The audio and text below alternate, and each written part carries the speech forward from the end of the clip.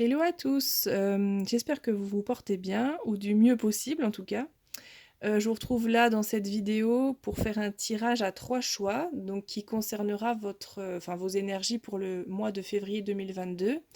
Je m'excuse de ne pas pouvoir faire pour le mois de février les tirages par signe, parce que comme je l'ai expliqué dans ma précédente vidéo, je travaille actuellement sur un oracle et qui me prend beaucoup de temps.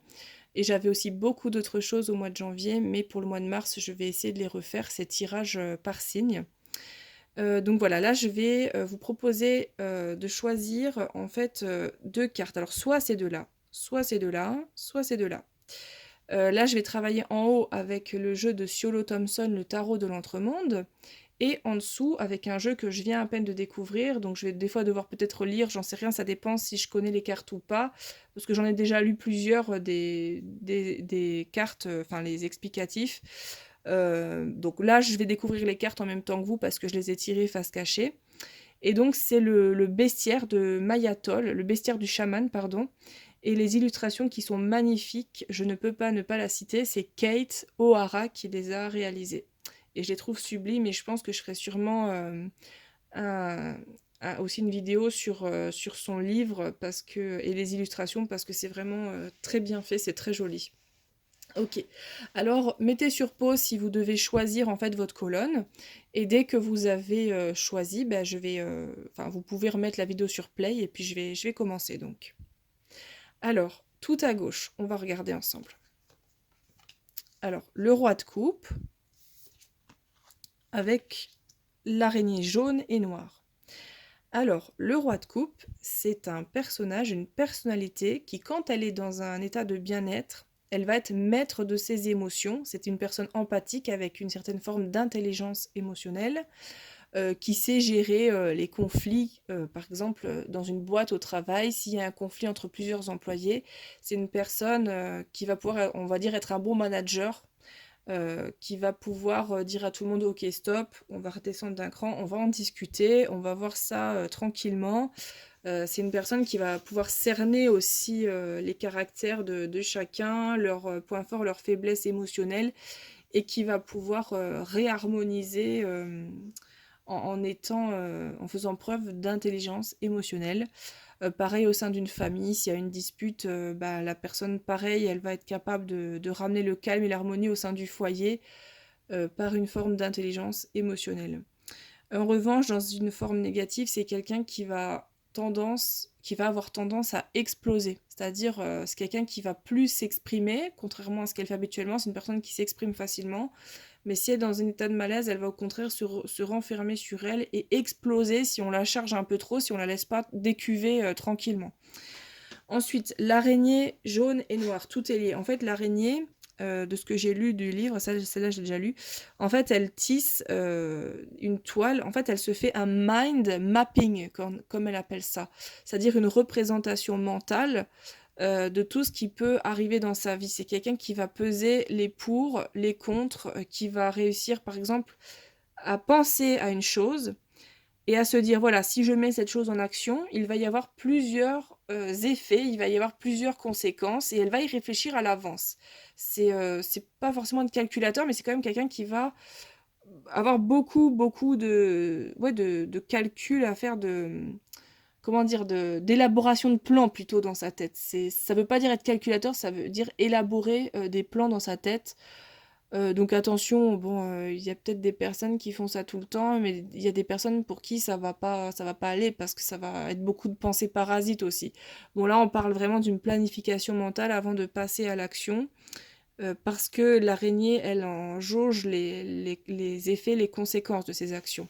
Et le roi de coupe, ben là, il est un peu pareil, c'est-à-dire que avant de résoudre un conflit, par exemple si c'est un conflit, eh ben, il va réfléchir avant à ce qu'il va. Alors, soit, bon, c'est pas vrai, soit il va le faire de manière naturelle, parce qu'il y a des gens, j'ai déjà vu, ils le font de manière naturelle, hein, ils vont pas trop réfléchir, ils savent déjà intuitivement comment ils vont régler telle situation en jugeant telle personne. Mais là, on vous dit plutôt, essayez de travailler d'abord le mind mapping, essayez, peut-être que vous n'êtes pas encore assez doué au niveau intelligence émotionnelle pour tout de suite résoudre le conflit. et qu'on vous dit, voilà, pour arriver au niveau du roi de coupe qui le fait de manière naturelle, essayez de travailler d'abord ça, essayez de, voilà, cette personne, comment elle agit d'habitude, qu'est-ce qui l'énerve, qu'est-ce qui lui fait plaisir, et en fonction, etc. Et puis en fonction de ça, comment est-ce que je vais devoir agir ou parler pour calmer la situation, pour calmer la personne, par exemple. Voilà. C'est peut-être ça qu'on vous demande de faire, prendre du recul d'abord avant d'agir, parce que vous n'avez peut-être pas encore cette capacité qu'a le roi de coupe. Voilà, moi c'est plutôt comme ça que je le vois. Ou alors ce roi de coupe ne vous représente pas directement, mais une personne de votre entourage, ou peut-être une personne que vous connaissez pas encore, que vous allez rencontrer, et qui va vous apporter ça, qui va vous apprendre en fait pour être naturellement doué avec certaines situations et avec les gens, à vous faire ce travail un peu de planification mentale avant. Voilà, ça peut être ça qui vous attend pour le mois de février 2022. Voilà, ne vous cassez pas trop la tête non plus.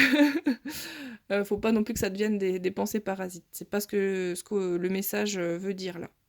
Ensuite, je passe aux 2 cartes suivantes. Alors, le jugement et la souris grise. Alors, le jugement, c'est plutôt pour moi une carte positive, en tout cas dans le jeu de Siolo Thompson. On voit un ours qui tient un corps, pour moi c'est le corps de la victoire. L'ours pour moi symbolise une force qui est capable de s'affirmer tout simplement, et que si elle a envie de faire quelque chose, ben, elle n'a pas besoin d'attendre l'avis des autres, elle le fait. Et puis c'est quelqu'un qui est à l'aise, qui prend sa place et puis qui est là où elle doit être. C'est aussi un animal, il y a une autre carte dans le bestiaire du chaman aussi avec un ours qui donne aussi le fait que l'ours il va suivre très naturellement les saisons.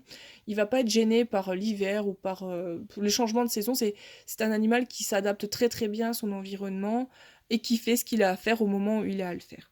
Entre autres. On va pas trop détailler maintenant l'ours, mais bon voilà. Ensuite on a les fleurs de pivoine rose autour, donc qui sont d'un rose doux qui nous donne un sentiment, je pense, de bien-être intérieur, d'une intuition, de développement intuitif aussi, sentimental, euh, donc qui est plutôt positif, quoi.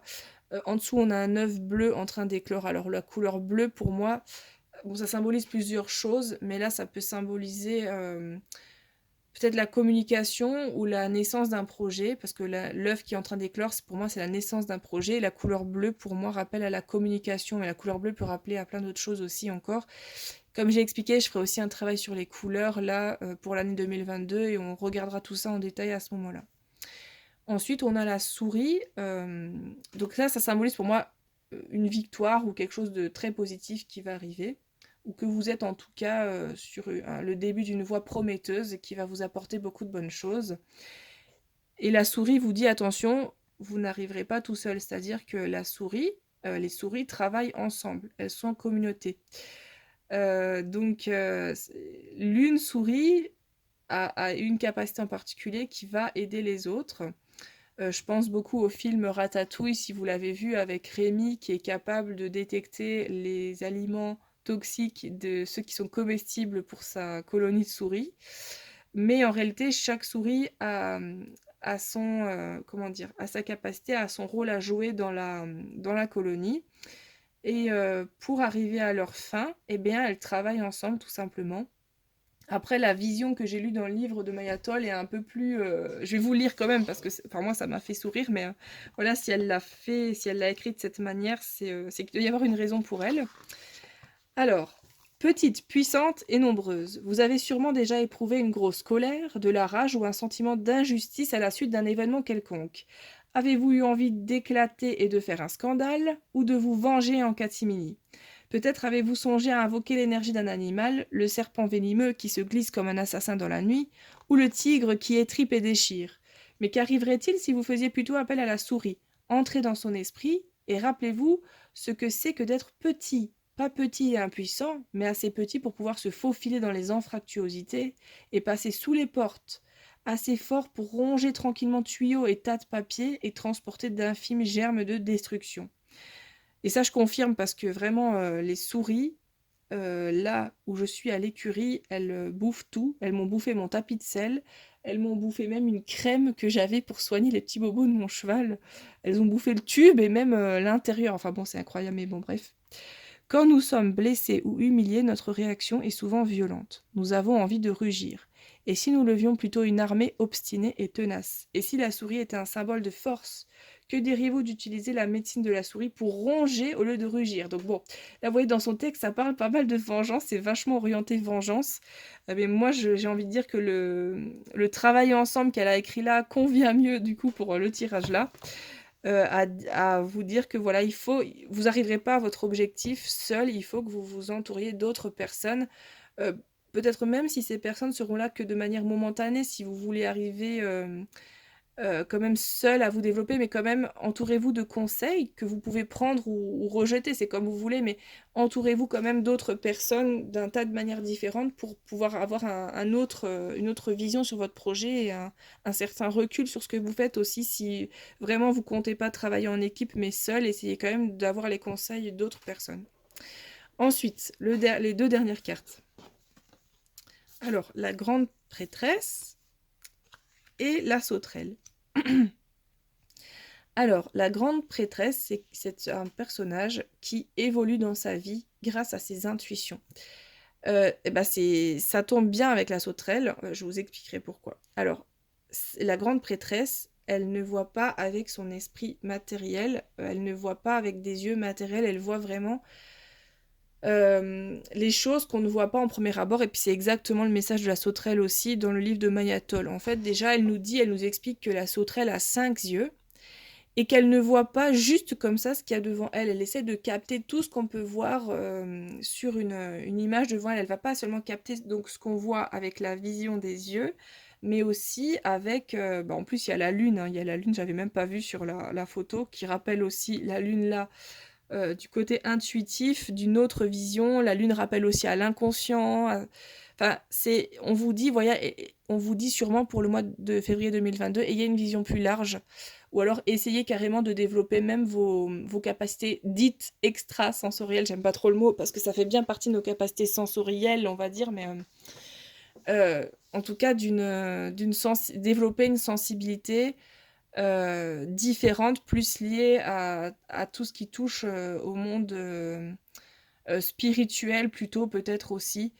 Voilà, ça vous dit de travailler cet aspect-là, de vous rapprocher de ça, ou en tout cas de faire confiance à une personne, si ça ne vous représente pas directement, de faire confiance à une personne qui va vous aider en fait à développer ces capacités-là, parce qu'il est temps a priori. Ou alors vous êtes déjà en train de les développer depuis un moment, et puis là vous allez encore pousser à expérimenter des choses de plus en plus approfondies, de plus en plus difficiles pour vous. Donc voilà, c'est plutôt positif. C'est là que vous allez vous concentrer pour le mois de février 2022. Et puis la sauterelle, bon, je pense pas que ce soit le message là directement, mais la sauterelle, moi je la voyais toujours dans le jeu. Là, il y a un jeu, c'est le tarot de l'animal totem je vais regarder, de Lisa Robertson. En fait, le fou, là, si vous connaissez un peu les caractéristiques du fou dans le tarot de Marseille, c'est une personnalité qui sait pas forcément où elle va, mais elle y va, elle est déterminée parce qu'elle est curieuse, parce que ça l'enthousiasme d'aller dans des chemins qu'elle connaît pas. Et la sauterelle, c'est ce qu'elle fait aussi, je pense, peut-être quand elle saute. Alors, je pense qu'avec ses sens, elle doit quand même capter s'il y a plus de risques dans une direction ou dans une autre, mais de manière, je sais pas si c'est le bon mot de dire intuitivement, parce qu'elle doit utiliser aussi d'autres sens plus physiques. Mais peut-être qu'elle utilise aussi ses sens extrasensoriels pour s'orienter, pour savoir si elle saute maintenant de cette branche et qu'elle arrive, je sais pas moi, dans un brin d'herbe, est-ce qu'il y a plus de chances qu'elle a un danger ici ou ailleurs en fonction de ce qu'elle ressent. Je pense que le fou fait ça aussi, mais toujours est-il qu'il avance quand même d'une manière où ça l'enthousiasme d'aller dans des zones en fait aussi où il sait pas trop où il va aller, mais qu'il est enthousiasmé de ce qu'il peut y découvrir. Qu'est-ce qu'il va y découvrir? C'est en fait c'est un aventurier dans l'âme aussi. Bon voilà, ça c'était juste la petite parenthèse de la sauterelle parce que c'est une carte que j'aime beaucoup dans le tarot de l'animal totem et je pense que je vous présenterai aussi ce tarot parce que je l'adore trop. Mais je préfère quand même travailler avec le tarot de Ciolo Thompson parce que je trouve qu'il me parle quand même plus, j'ai plus de sensibilité avec. Voilà, donc voilà, c'était pour le tirage des 3 cartes pour le mois de février 2022. J'espère que ça vous aura quand même fait plaisir. et je vous souhaite une très agréable journée. À la prochaine. Ciao, ciao.